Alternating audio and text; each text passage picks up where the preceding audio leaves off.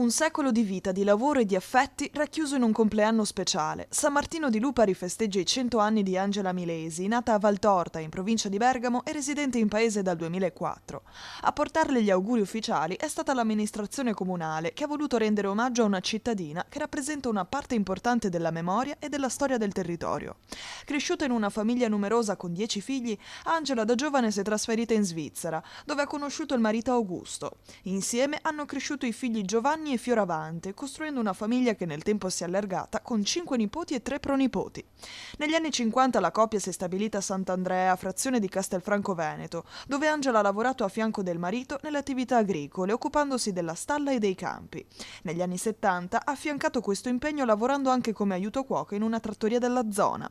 Oggi, a 100 anni, Angela è circondata dall'affetto dei suoi familiari e della stima della comunità, testimone di una vita semplice e intensa, segnata dal lavoro, dalla famiglia e dalla dedizione agli altri.